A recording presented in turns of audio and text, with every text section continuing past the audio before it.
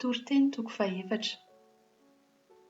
Hitako koa ny fampahoriana rehetra tao aty ambany masoandro, ka indro ny ranomasiny ampahoriana, nefa tsy misy izay mampionona azy. Ery ny eo anelan'ny mpampahory azy, nefa tsy misy izay mampionona azy. Ny maty izay efa maty ela dia iveriko fahasambatra noho ny velona izay mbola velona.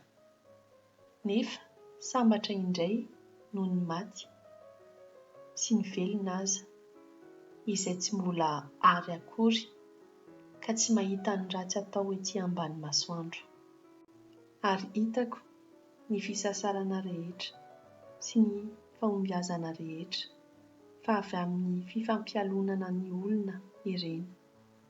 Zava-poana sy sambon-drivotra tokoa izany. Ny adala dia mamily tanana ka homana ny tenany. Tsara ny fialan-tsasatra eran'ny tanana ila noho ny fisasarana eran'ny tanana roa, nefa sambon-drivotra foana. Ary izao koa no zava-poana hitako ety ambany masoandro.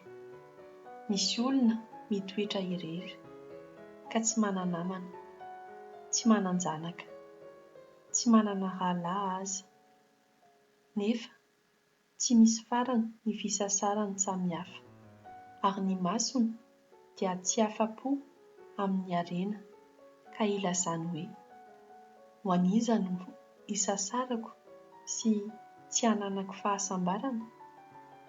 Zava-poana sy asa mahareraka koa izany. Tsara ny roa noho ny iray, fa misy valiny tsara ny fisasarany.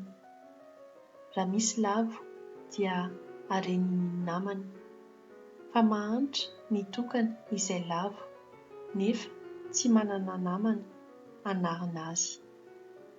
Ary koa raha miara-mandry ny roa dia mafana izy, fa atao ahoana no ampafana ny irery?